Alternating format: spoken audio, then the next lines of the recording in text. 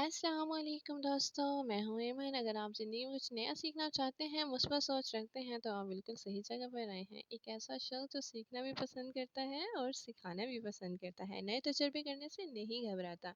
जी हाँ, वो कौन है? यानी मैं ऐमन। खुशामदीद मेरे इस चैनल पर, जहाँ मैं आपको उर्दू राइटिंग से मुतल्लिक कुछ यूनिक और नए आइडियाज़ सिखाऊंगी। अब वक्त को ज़ाया ना करते हुए हम अपनी इस वीडियो को स्टार्ट करते हैं। स्टार्ट करने से पहले मैं आपको एक बात बता दूँ, मैं जो कि एक टीचर हूँ और मैं क्लास में भी बच्चों को यही सिखाती हूँ कि 3 बातों को हमेशा याद रखना है: देखना, सुनना और समझना। उम्मीद है आप सभी इन बातों को ध्यान में रखते हुए काम करेंगे। चैनल को सब्सक्राइब करना एंड बेल आइकन को प्रेस करना ना भूलें। हम स्टार्ट करने वाले हैं बुनियाद से, हरूफ़े तहज्जी से, यानी जो कि बुनियाद है उर्दू राइटिंग की।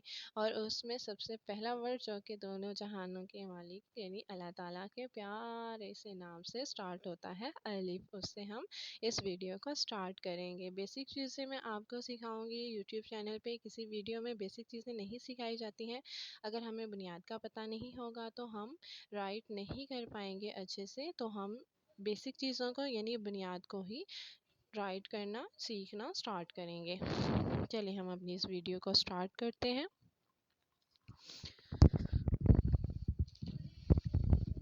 अलिफ से पहला वर्ड है अलिफ, जो कि लाइन के दरमियान से स्टार्ट होता है। अगर हम इसको बड़ा राइट करेंगे या टेढ़ा राइट करेंगे तो ये रॉन्ग हो जाएगा, यानी गलत लिखा जाएगा। तो ये, या हम बहुत ज़्यादा छोटा राइट कर देंगे तो भी ये गलत होगा। तो ये क्या है, लाइन दोनों लाइन के दरमियान से स्टार्ट होता है। यहाँ से हम इसको स्टार्ट करेंगे अलिफ को लाइन के। अगर थोड़ा छोटा लिखा जाएगा तो भी ये करेक्ट ही होगा, लेकिन बहुत ज़्यादा अगर बड़ा लिखा जाता है तो ये ठीक नहीं होगा। अलिफ के बाद अलिफ मद्दा, यानी मद जो है उसका हमने ख्याल रखना है कि वो आप थोड़ा अलिफ से ऊपर हटा के लिखें, यानी हाफ से ऊपर जाएगी मद। अगर हम उसको टच कर देंगे तो वो गलत हो जाएगी। तो आपने मद को ज़रा अलिफ से थोड़ा ऊपर हटा के राइट करना है और अलिफ दोनों को लाइन के हाफ से स्टार्ट करना है। नेक्स्ट वर्ड है बे। बे यानी बोट। हम इसको बच्चों को याद करवा सकते हैं, बोट की शेप में होती है, यानी दोनों तरफ से गोलाई होती है। बे की बच्चे अक्सर इस तरह से नोक टाइप में लिखते हैं, इधर से भी और इधर से भी गोलाई नहीं करते हैं, तो ये गलत होता है तरीका। दूसरा इसका कायदा है कि इसके जो दोनों सिरे यानी दोनों जो फर्स्ट और लास्ट वाले पॉइंट होते हैं वो इक्वल होते हैं। अगर वो इक्वल नहीं होंगे तो भी गलत होगा, यानी एक ऊपर और एक नीचे हो जाएगा तो वो क्या हो जाएगा, गलत हो जाएगा। तो दोनों सिरों को हमने बराबर रखना है। बेसिक बच्चे हाफ से नीचे कर देते हैं और हाफ पॉइंट को ज़्यादा ऊपर ले जाते हैं तो वो गलत हो जाता है। दोनों पॉइंट का ख्याल रखना है कि वो ठीक हो। नुक्ते जो हैं, डॉट्स जो हैं, वो ऊपर आए लाइन के। डॉट्स हैं या टोपी जो लिखनी है उर्दू में जिसको हम कहते हैं, तो वो क्या हो, ऊपर आए, बिल्कुल अंदर ना लिखा जाए और नीचे वाला डॉट भी बिल्कुल हटा के लिखा जाए। इस तरह से गोलाई में पॉइंट्स को ख्याल में रखते हुए डॉट्स को ऊपर लिखना है। नेक्स्ट है जीम। जीम में हमने एक कायदे का ख्याल रखना है, इसकी गोलाई का। यानी जीम में और भी कायदे हैं उनको करना है, लेकिन जो पहला फोकस है वो ये है कि ये हाफ लाइन से स्टार्ट होता है। थोड़ा ऊपर से कर सकते हैं, लेकिन ये एग्जैक्ट जो इसका कायदा है वो हाफ लाइन से स्टार्ट होगा। साइड वाले पॉइंट इसके बराबर होंगे, 1 पॉइंट इसका लाइन के नीचे जाएगा। इस तरह से अगर बेसिक जो बच्चे हैं इस तरह से लिखते हैं, बहुत ज़्यादा बाहर निकाल देते हैं, अंदर की तरफ लिख देते हैं पॉइंट को, तो ये दोनों ही तरीके क्या हैं, दोनों तरीके गलत हैं। तो आपने क्या करना है, बच्चों को सिखाना है कि जो बच्चे देख रहे हैं वो भी ये चीज़ नोटिस करें कि साइड वाले पॉइंट्स जो हैं वो बराबर होते हैं, 1 पॉइंट लाइन के नीचे जाता है। अगर हम इसको जॉइंट करें तो ये एग की शेप बनती है। अक्सर वीडियोस में बताते हैं मून शेप नहीं होती है, ये मून शेप तो ऐसे नहीं होती, ये एग की शेप बनती है। अगर ये एग की शेप अंडे की शक्ल में लिखा जा रहा है तो ये बिल्कुल ठीक लिखा जा रहा है।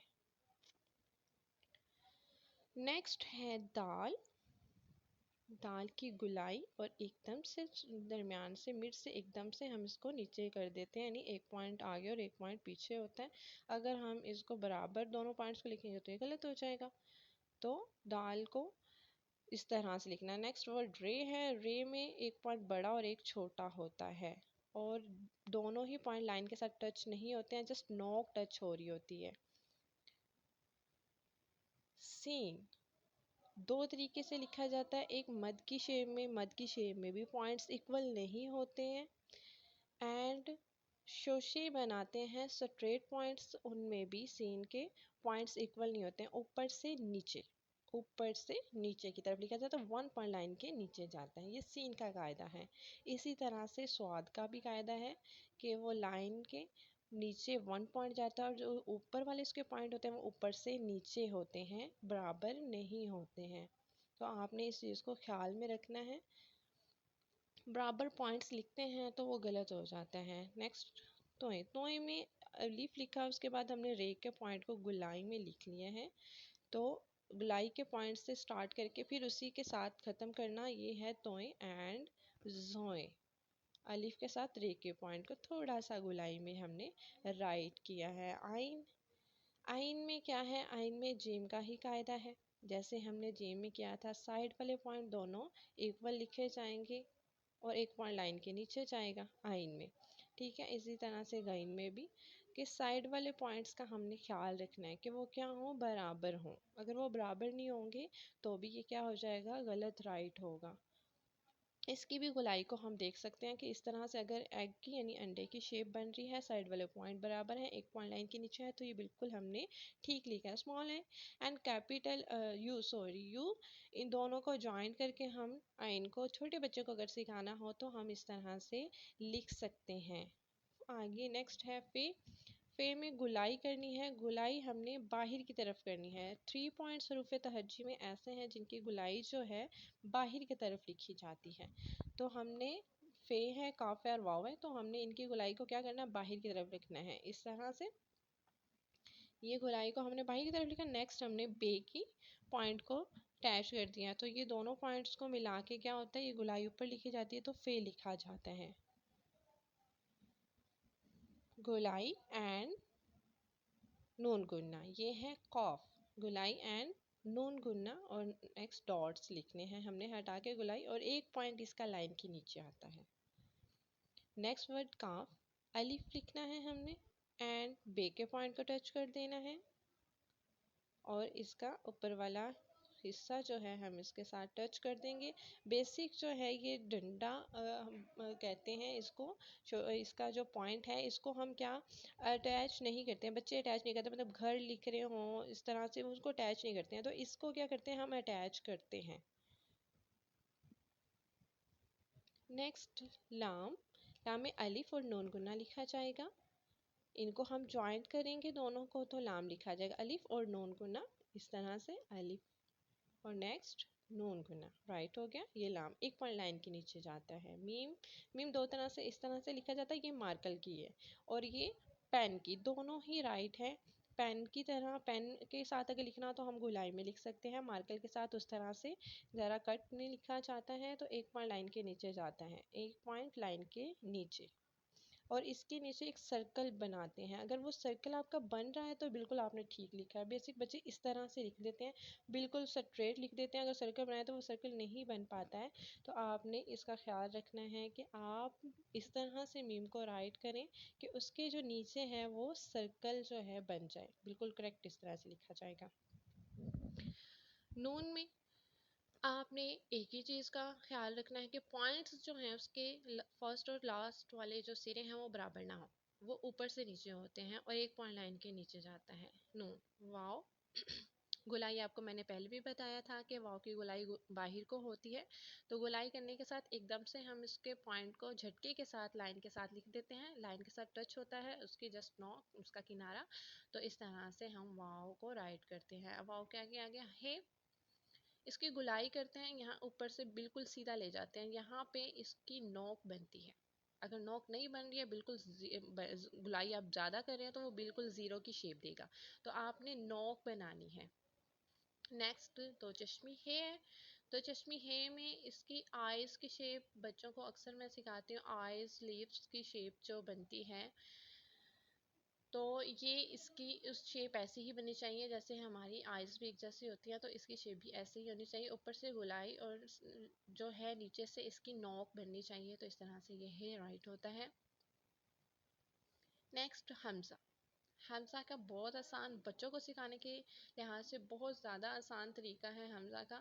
میں چھوٹے بچوں کو اس طرح سے سکھاتی ہوں اسکول میں بھی کہ اس کے اسمائل پوائنٹ بنانا ہے ہم نے اس کا۔ نیکسٹ میں آپ کو بنا کے دکھاتی ہوں اس طرح سے اسمائل پوائنٹ، اسمائلی اسمائلی اگر ہم بچوں کو سکھاتے ہیں تو وہ ایزیلی اس کی گلائی کر لیتے ہیں اور بالکل اسٹریٹ الف لکھ دیتے ہیں اور اوپر سے اس طرح سے کر دیتے ہیں، تو یہ کیا بن جاتا ہے حمزہ۔ اسی طرح سے عین کا بھی یہی میں سکھاتی ہوں بچوں کو۔ نیکسٹ چھوٹی یہ ہے، اس کی جو ہے گلائی بہت مشکل لگتی ہے بچوں کو اس کی گلائی، لیکن یہ بہت آسان ہے، یاد کرنے کے اعتبار سے یہ دال کی طرح ہوتی ہے، تو یہ آپ نے یاد رکھنی ہے کہ اس کی جو گلائی ہے وہ دال کی طرح ہوتی ہے۔ تو اس کے نیکسٹ جو ہے ہم اس کو مد کے ساتھ نیچے گلائی کر دیتے ہیں، تو یہ کیا ہے دال کی طرح ہم نے اس کی گلائی لکھی ہے، اینڈ اس کو گلائی کو ہم نے نیچے سے بھی نون گنا کی گلائی لکھتے ہیں، تو 1 پوائنٹ اس کا ہم نے خیال میں رکھنا ہے کہ 1 پوائنٹ لائن کے نیچے جاتا ہے، ٹھیک ہے۔ نیکسٹ بڑی یہ میں ایک قاعدہ ہے کہ ہم اسٹریٹ لائن لگائیں تو اس سائڈ پہ کم اور اس سائڈ پہ زیادہ ہوتا ہے۔ بڑی اے میں اگر ہم لائن لگاتے ہیں مڈ میں اور لاسٹ سے نا اس کے پوائنٹ کو ہم تھوڑا سا اوپر چھوڑ سکتے ہیں کہ وہ تھوڑا سا اوپر چلا جاتا ہے، تو اس طرح سے ایک سائڈ بڑی اور ایک سائڈ چھوٹی ہوتی ہے، تو اس طرح سے یہ حروف تہجی لکھی جاتی ہے۔ میری آگے آنے والی ویڈیو میں کچھ خاص ہے، اسے دیکھنا نہ بھولیں، جو بالکل کریکٹ ہے آپ کے ساتھ شیئر کر دی جائے گی۔ دعا میں یاد رکھیں۔ اللہ حافظ۔